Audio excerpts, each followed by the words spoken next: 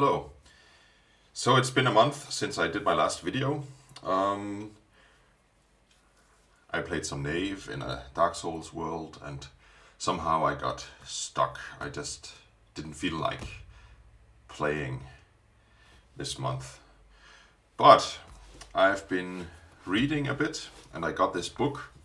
Actually, I backed it on Kickstarter maybe half a year ago or more than half a year ago. And I kind of forgot all about it and I didn't read the PDFs. I just waited until the book came and when the book was in the mail, I got the message that it was on its way. I thought, okay, but I'm not really that interested. But then I got the book and it's just very, very beautiful. Infaernum. It's a Brazilian RPG, and the first thing you might think is that this looks an awful lot like Mörk Borg or Mörk Borg or however you want to pronounce it, with all the graphic style and all the colors and the overall theme. But it's when you actually read it, it's quite different. Mainly the system. The system is way more narrative. It's based on three kinds of roll. The first roll is like this. It's just an oracle. Like you roll 1d6. And 1, 2, 3 is no. And 4, 5, 6 is a yes. So that's the main oracle system. And if you want to make something likely, you can just add 1. So I would say 4 plus 1 is 5. So it's more likely to land in this section in a yes. And if it's unlikely, you can subtract 1. So that's a 4. Well, it's still a yes. So very simple oracle system. Then there's the idea roll.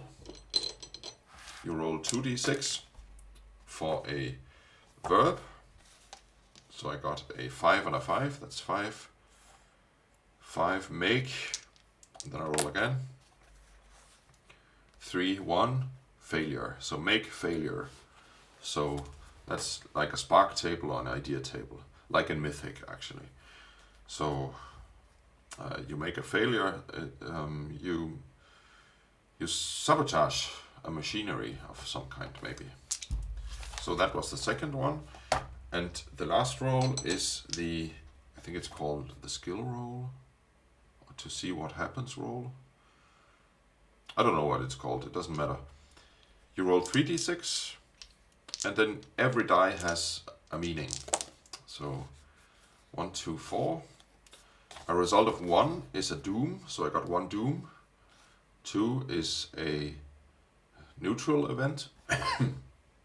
So something happens in the world that is not positive or negative for me.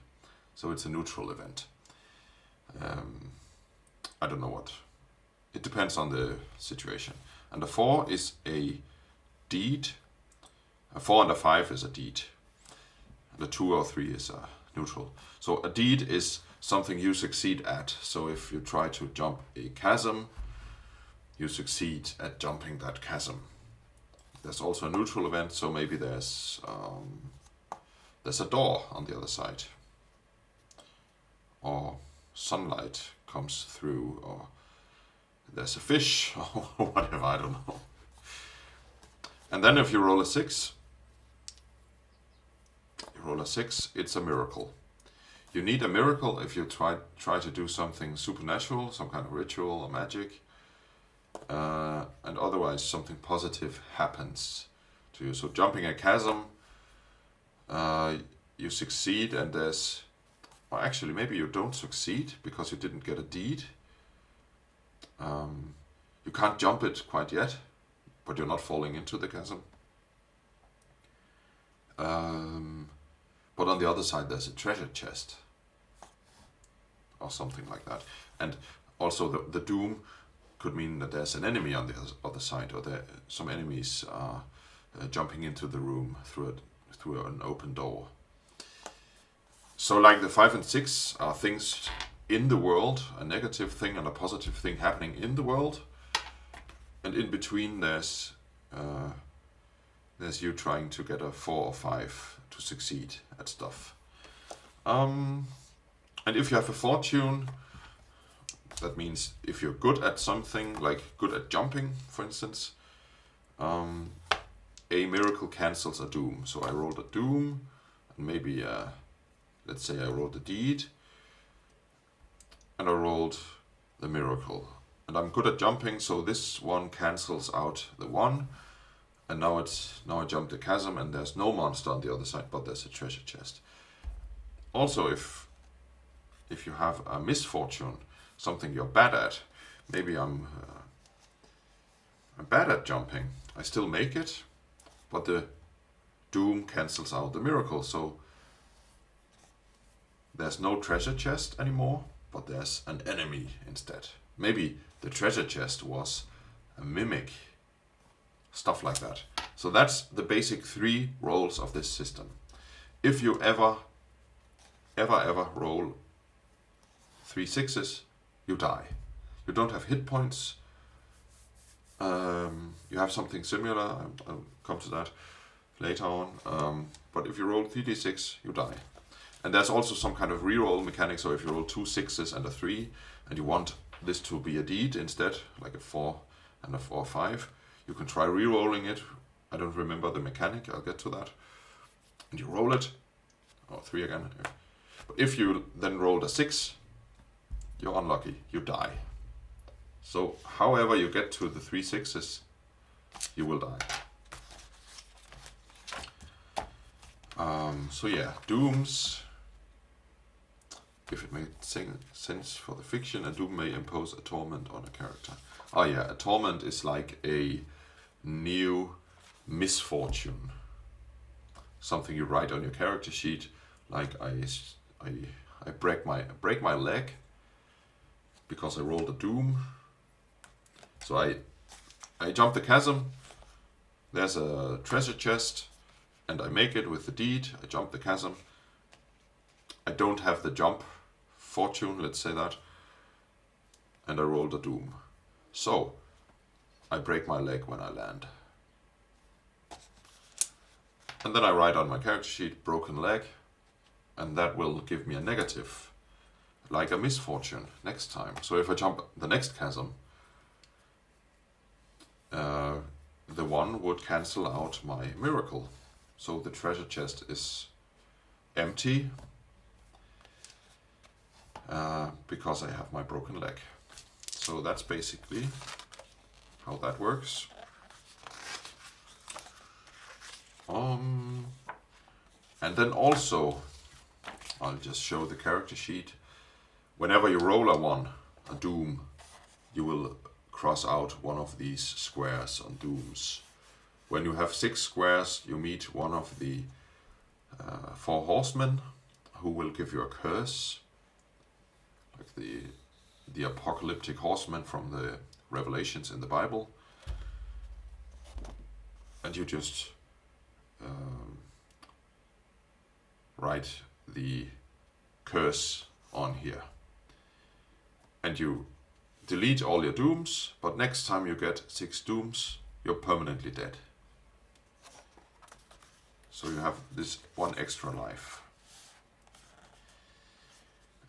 Miracles, an extremely positive outcome, supernatural or not in the scene, which might or not be related to the intended action that caused the roll. Yeah, just something positive happens. Okay. Then you have omens. Yeah, in the beginning of each day. So in this game you play 6 days before the end of the world. And now that we are talking about the end of the world, I'll just have to get some coffee, otherwise it will be the end of my world. Okay. So in the beginning of each of these 6 days you roll. I got a 3. 3 means that I get 5 omens. So now I have 5 omens, I need some kind of tokens, maybe I take meeples or whatever. And I can burn one of those when I want to gain, to reduce by 1. What? The group chooses what? Yeah, the group. Of course, this game can also be played with a group. Reduce by 1 the number of dooms acquired in a character sheet. Oh yeah, so if I got some dooms here, I can reduce it by 1 by burning one of my omens that day. Or reroll one of your dice. So that was the reroll mechanic. So I'm not satisfied, I want to reroll this die, and okay, good. So I burned that omen.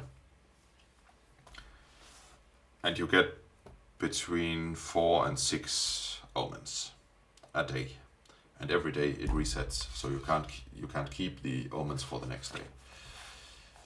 Okay. There's a way of cheating ultimate death.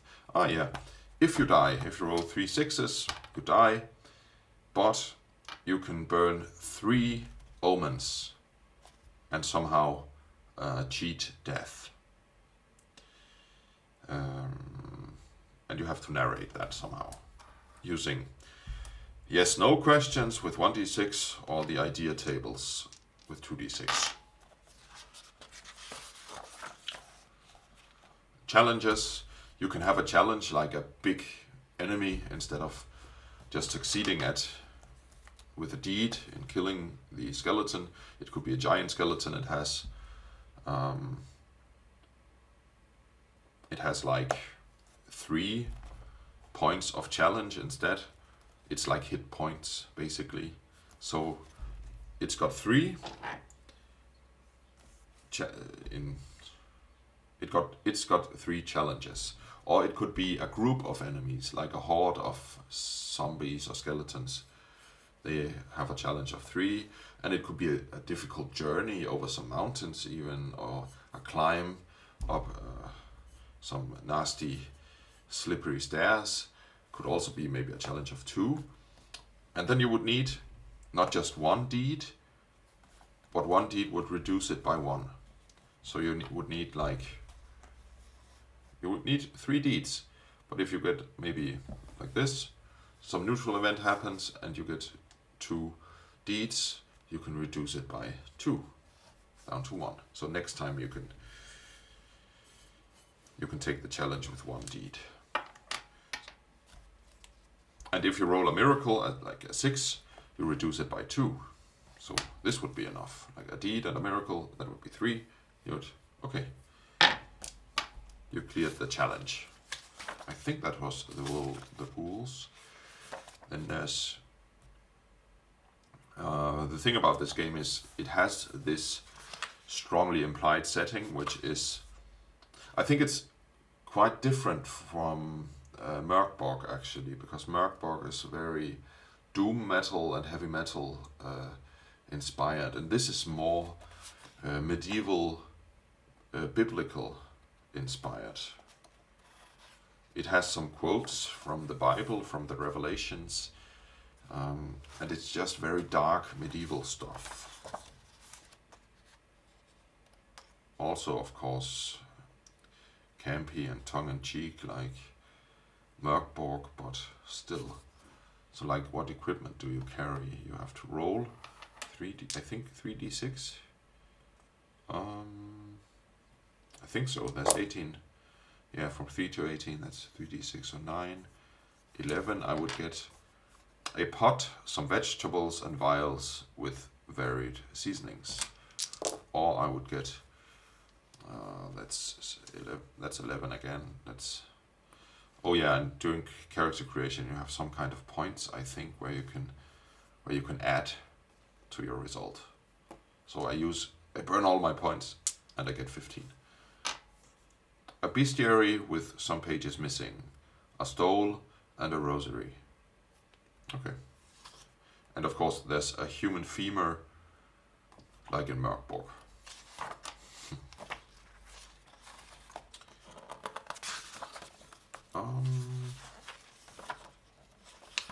Oh yeah, and curses are perpetual, like permanent. And I think curses impact you the way misfortunes do as well. Okay, so the prophecy. If the prophecy is true, there's only 6 days left of your game, but you can play it in any setting. It has this implied setting that I talked about, biblical medieval setting, but you can play it in any setting, science fiction, modern investigation if you want, whatever. So basically this system could be used as a standalone solo system like Mythic, because it has a simple but I think good system for any solo game. And then instead of going for the neutral events or deeds, you could just use your system of choice like Knave, or I was thinking about Delta Green actually, or Cult or whatever. Oh yeah, supplications to tithes. So in this setting, there's a church. No, wait. What kind of game do I want to play? Blah, blah, blah. The doom is drawing nearer, and for every day there's 2 pages that explain something, and with some tables that explain what happens on that day.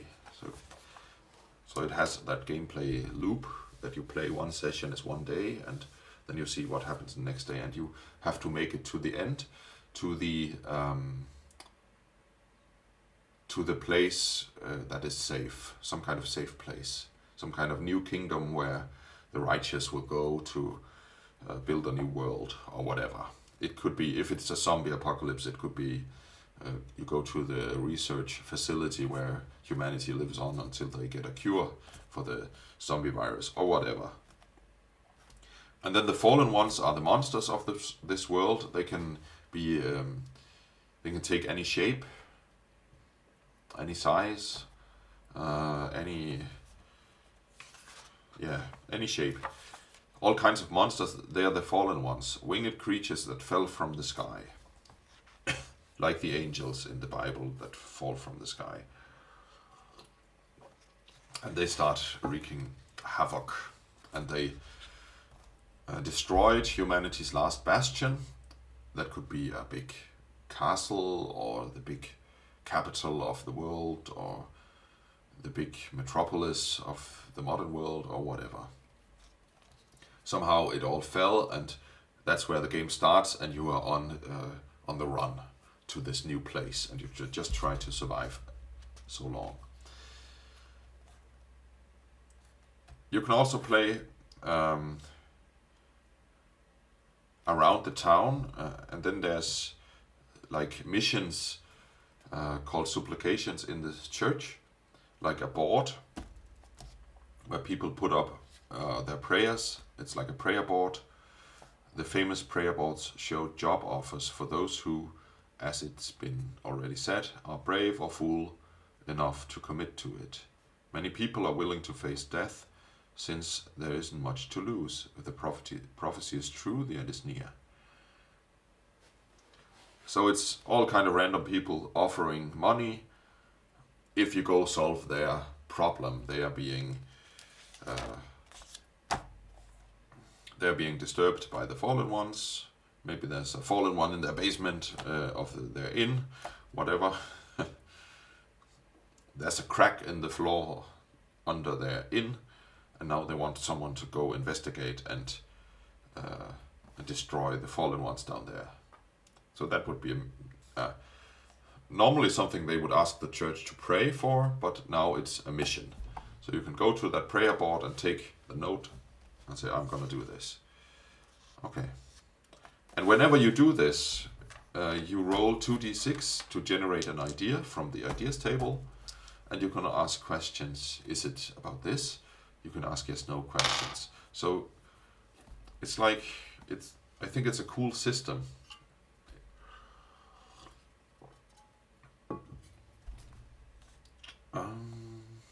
Ask about the fallen one's appearance. So if you meet a fallen one, you would ask about how it looks.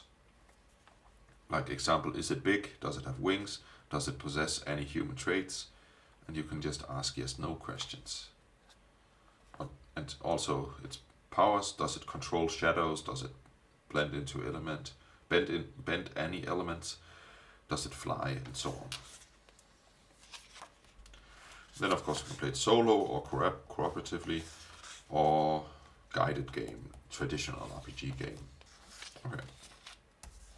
So then you have the days. There's a quote from the Revelations in the Bible. Then there's 6 days left, and a short description, and then you roll, I think, among those who are by your side, who values strength, who values skill, who values wisdom. What was the last bastion of humanity like? And you just answer that question. What are the fallen ones like? And what can they do? Where are you? Where are you going to? So it gets you started on this solo game, or this game in general. You kind of create the setting and the world together if you're a group. So what was the last bastion of humanity like? One player might say it was a big tower. What are the fallen ones like, and what can they do? Well, they can fly. That's why they attack the tower from the top, or whatever. Day 2, day 3, day 4, day 5, day 6, day 7, and I didn't read those because I want to enjoy them playing. Then there's rules reference, very good. Some thanks and stuff, and then there's a bunch of tables, also for creating colossi, and I think you can create big monsters with some playing cards. I didn't read it yet. I have to say this book is the basic Infaernum book, which was released in Brazil some years ago, I don't know when. And then they created all kinds of supplements. And this version is the English translation with all the supplements in it. So I think I'm basically through the main book already. And then there's all the supplements coming up now. And there's all kinds of stuff here. The rifts are like dungeons, like somehow the earth was shaking and there were rifts everywhere. Like, it can be all kinds of stuff.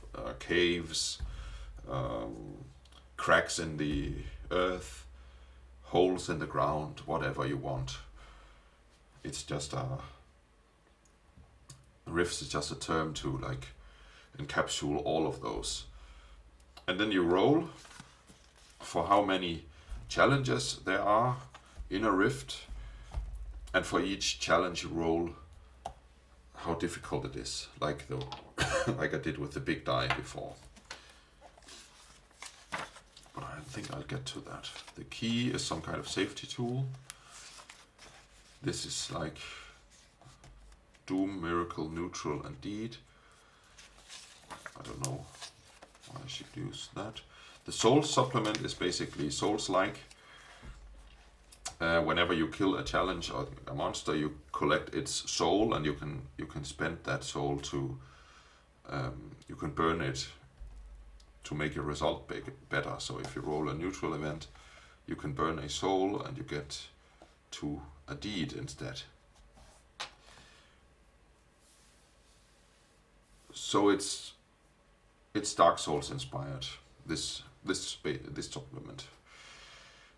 And actually the creator of the game, Caio Romero, has these boxes through all those supplements where he explains some of the thoughts behind it, some design thoughts, which is very nice, very interesting.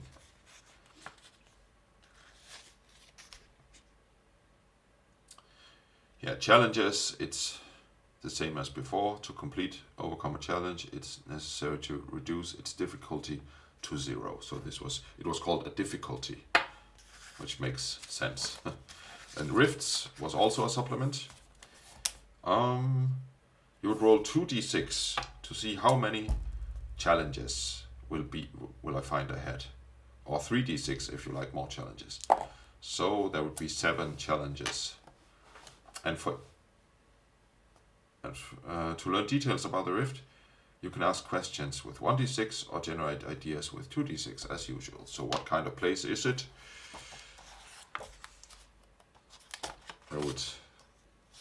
So it's a rift.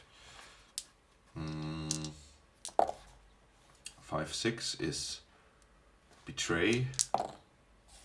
6-4 betray void. What pops into my mind is someone betrays someone by kicking him in the back, so he falls down a void, a crack in the earth. And we see that, and the guy disappears, and we go look down into the void, and we see that it's a place. We can go down there actually. You could climb down the cliff side and get down into the void. And then I rolled, I don't remember, 7 I think. And then for each of those 7 I would roll the difficulty. So that would be a 4. And I would write those down. Or every time I get to a new challenge I would roll the difficulty. Okay, so this is a big enemy. And then I would flesh the enemy out by using the ideas tables. You don't have to do it like a string of beads where you go one challenge and then the next room is one more challenge. You could ask for every room you enter, is there a challenge here? Yes, there's another challenge. Well, how difficult is it? It's 1. Okay, so there's some kind of rotten corpse standing in the corner, and he sees you when you enter the room, or whatever. So it's like a procedurally generated dungeon crawl, although it's not an OSR game with dungeons like that per se. Colossus. I didn't read this section yet, I think. Defeating Colossuses. I think it's some kind of system where you use playing cards to create colossi. Lord of Dread. What's that? The Lord of Dread is a colossus of the depths that has summoned a horde of fallen ones. Its army is located in the endless mazes under the church of a small village. That sounds very cool. Actually, this looks like an adventure. Less story, more exploration. And I think you roll for... you draw cards. Shuffle the deck and draw 1 card for each area.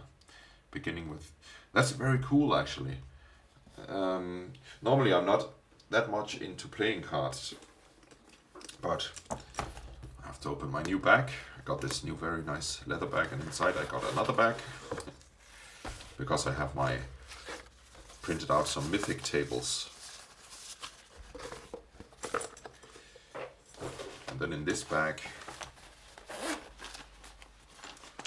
I have my D6s, all kind of special dice. I also got this nice set of playing cards, tiny playing cards. And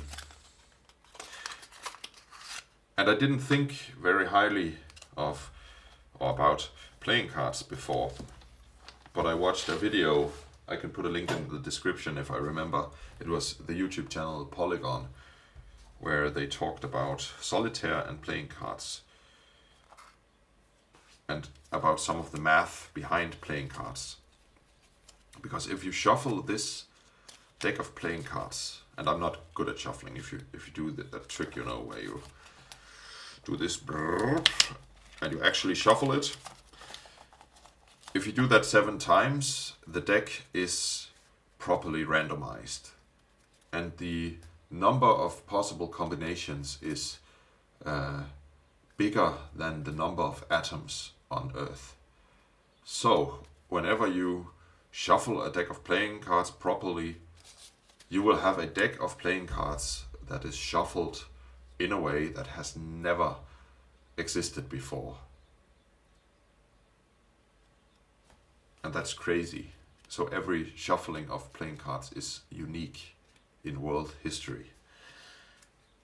That changed my view on playing cards.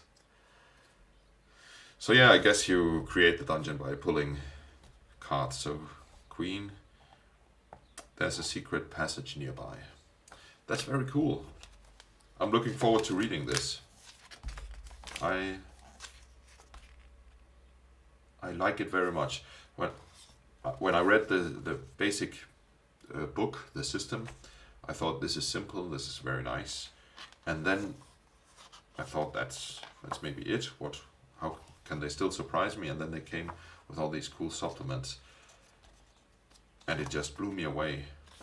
Maybe not the souls part, it's a neat idea, but the rifts part and the ideas behind this. And it also reminds me actually of Into the Odd, where the only city exists is called Bastion, and then there's Deep Country, and then there's the underground, and then there's the stars above. It's like a cosmology that's minimalistic, and you can put whatever you want inside of it. You don't have to read a lot of setting material. I don't like reading setting. So the suggestive minimalist approach, I really love that. And this is the same. The last bastion of humanity has fallen. What does that mean? That's up to you. And where is your character supposed to go? What is the safe place to reach within 6 days? You make it up yourself. And I just love, I just love that, yeah, basically. And it just blew me away with all these cool ideas. Pacts. So you can make some kind of pacts, I guess. You can make cults. And also just the implied setting that I don't have to read a lot about, but just the mood of the game and the darkness of the game it's just very cool. Masters something. I couldn't read that.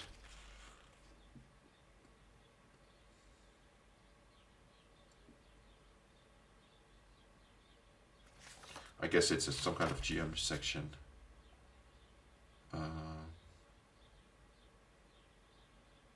Piercing attack, bludgeoning attack. Oh, that's very cool. It's some kind of tables. Look up the table that corresponds to the Spectre's rarity and roll 1d6 to discover what power it has. Some kind of Spectre. I don't know what that is. Paranoias. Guess it's some kind of mental health. I don't know. What's the perturbation acquired? I don't know that word. The answer is your paranoia. There's a pattern in everything. Nothing seems to be random. Visions of figures seem to be constantly chasing you. This could be cool in a modern setting, actually, if you played Cult or Delta Green. Territories. Also something with playing cards. I guess it's some kind of map creation. And there was in the midsection where there's sheets and stat blocks and stuff. There was this this hex grid that hasn't been explained yet. Oh yeah, and this is the rifts sheet. So you basically have a dungeon on this sheet. That's so cool. It's a very interesting way to create games. Domains. Oh. The bastion was destroyed by an army of fallen ones more than a week ago. More than a week ago. So this is after Doom. You can sometimes the game says if the prophecy is true, there's only 6 days left. So you could play in a game where the prophecy is not true. Where stuff just happens and it wasn't because of some prophecy, it was just the way it was. And you would continue playing. Cool, so you could create Bastion. something with the center and then all the cards around it. This is so interesting. Just even if you didn't want to use the system, you could create stuff for other games using these methods and these ways of thinking. They're just so interesting. Infaernum, oh, like cyborg. It's not even fair to compare it to Mörk Borg all the time, because the two games are very, very different.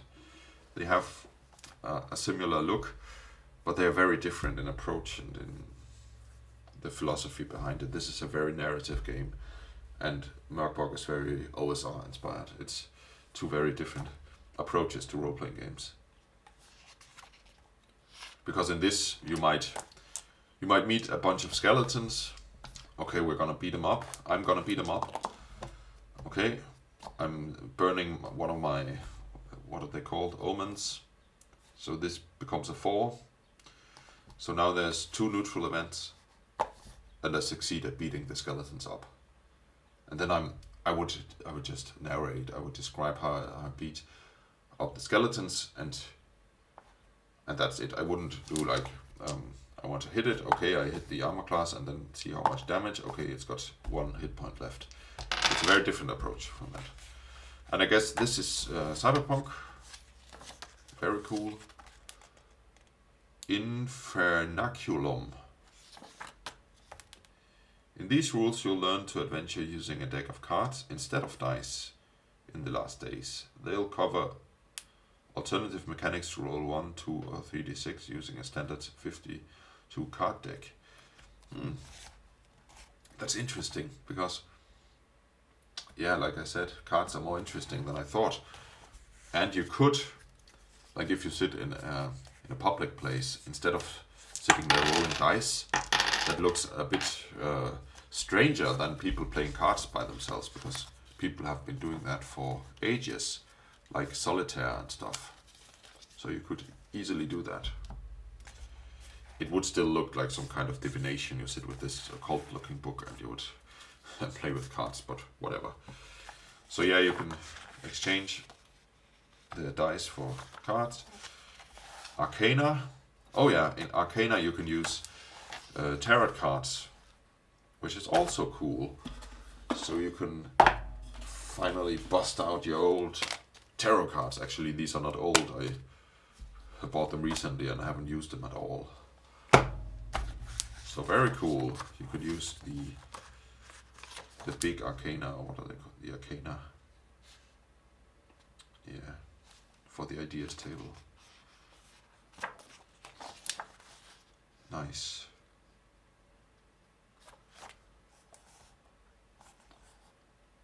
Draw 1 card and check a verb to get ideas for more general action.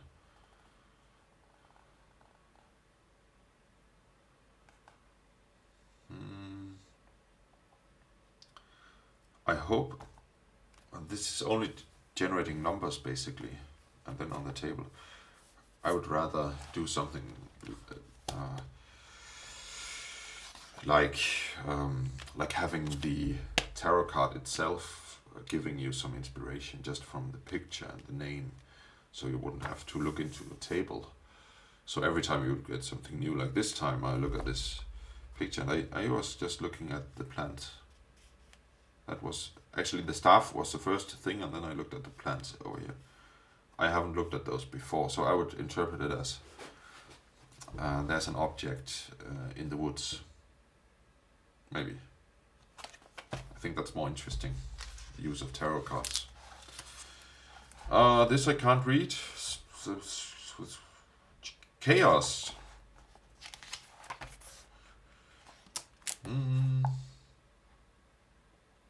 In these rules, you'll find tables to help you interpret some narrative elements in specific situations.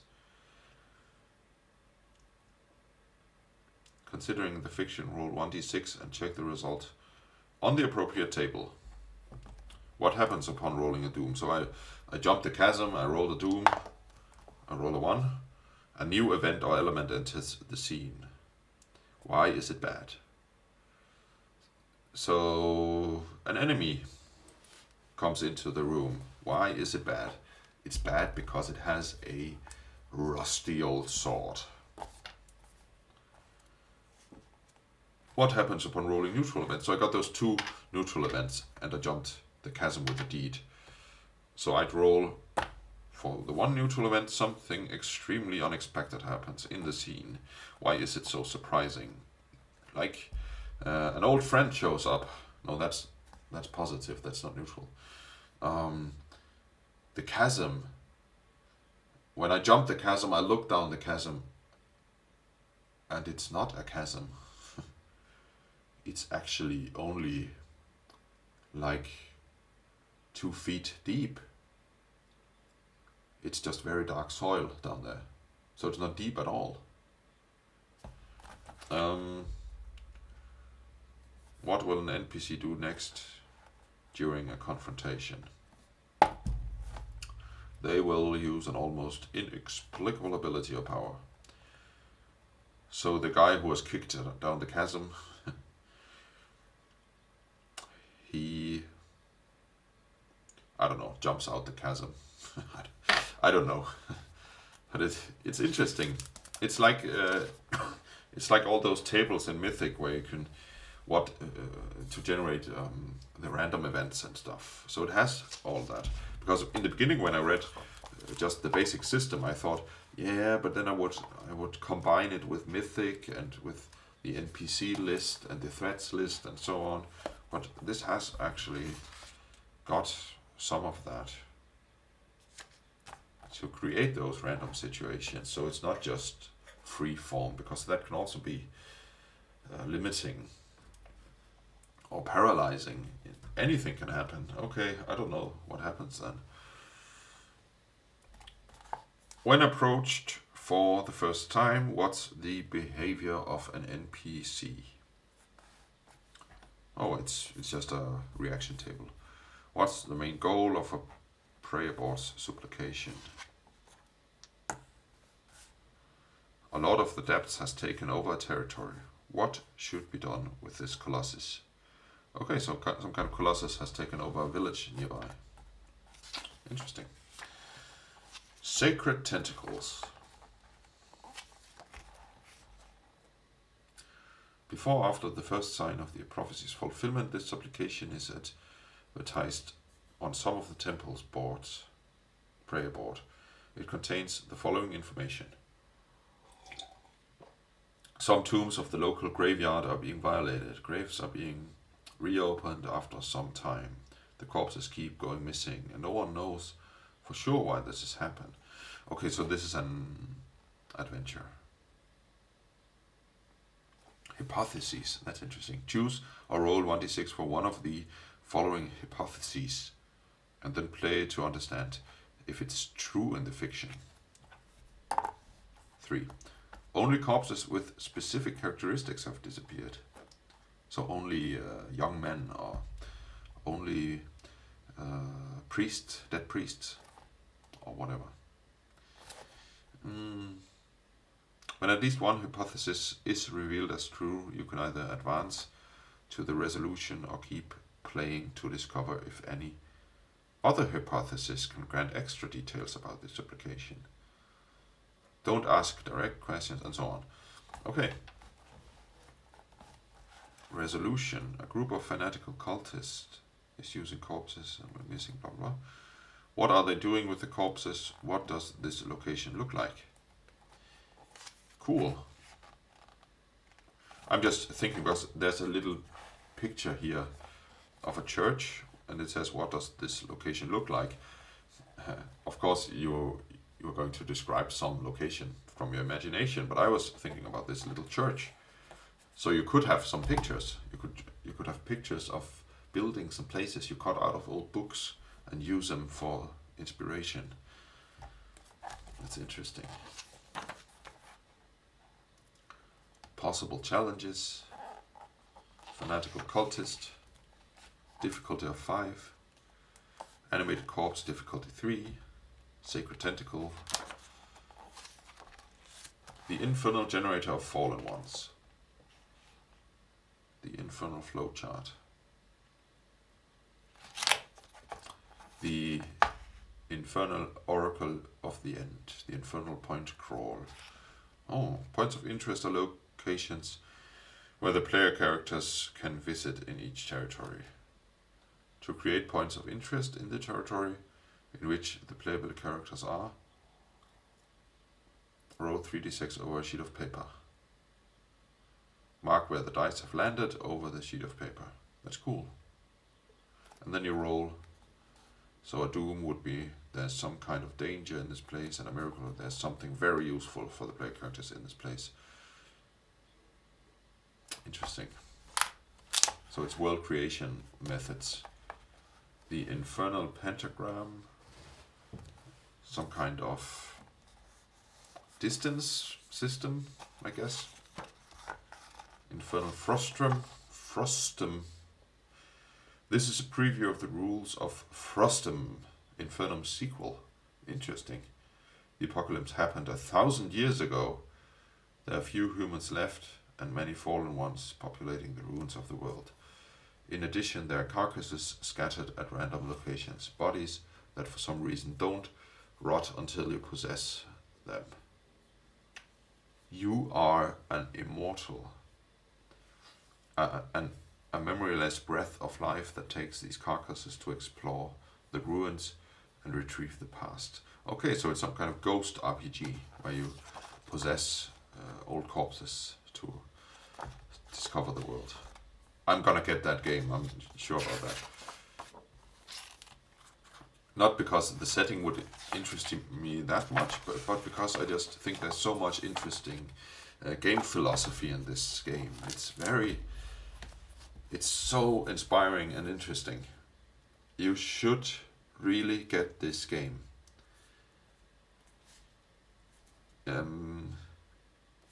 Either for playing the game with the 6 days and all of that, as a great group game or solo game or co-op game with your friends, or you could just use the Oracle systems in here as a solo system like Mythic, like a solo GM emulator, or you could just use all the interesting systems to create enemies and places and dungeons, rifts and stuff like that.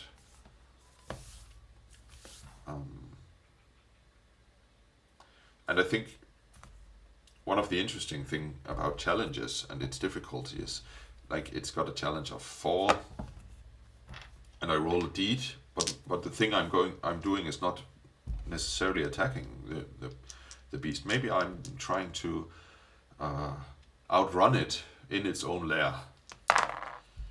Okay, 2 deeds and a neutral event. So the neutral event is that there's I discover that there's multiple exits to this place. Interesting. I can maybe use it later on. 2 deeds. I will lower this. I didn't attack the beast, but I ran around and the beast followed me, and the beast is now a bit exhausted. It got tired. That's just a different way of telling the story of how I conquered the beast, instead of always doing the same thing with attacking and dealing damage. So it's more abstract than that. Another thing I was experimenting with was using this audio recorder to play by myself, and I was actually running a pre-written adventure with the knave rules using Mythic. And I would be interested to see how that would be with Infaernum, like taking an adventure that I've read and playing through that. And one of the things you do is if you enter a new room, you would read what's in this room, and I would use that as a possible truth, a suggestion, and then I would test that. Is that true? And I don't know if Infaernum is good for that. Maybe I would need a bit more resolution in the yes/no system. Maybe I would just use my good old fate mill to generate stuff? Maybe, but. So maybe the room is like described in this text, but there's also something else. And then I would see, what does that but mean? I would ask the ideas table maybe, or some of those interesting tables in the back with, was it the chaos system? Possible challenges. No.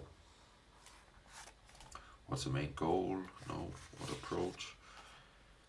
Neutral event. Maybe but is a neutral event. I would roll then 3. Something in the environment calls your attention. What is it? Does it have any importance? Oh, so something in this room calls for my attention. And I would find out what that is. I think it could be done.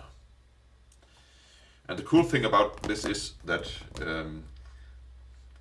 I wouldn't fall into the GM role as much as when I play Knave, because when I played Knave I kind of fell into the role of generating dungeons all the time, and then I would go through all those hex procedures, and they're good and all, but sometimes they take away from the interesting story I want to tell, because then I'm actually like going from a town to this interesting place, and then I roll randomly for the hexes between, and then I meet a bunch of orcs, and of course that's interesting as an event, but then I have to look up the orcs. How many are they usually? Okay, they are 2d6 in the wilderness. I roll, okay, so there's 8 orcs or whatever, and it's I'm getting bogged down by it sometimes, because I feel I have to follow the rules. And that's not true, I know that, but I just fall into that pit sometime. So I think Infaernum would be maybe a faster system where I just going with the flow of the ideas popping into my head and just creating an interesting story. So that's what I'm looking forward to using this game. So yeah, maybe I'll do that in the next video. I don't know yet. But thank you all for watching, and bye.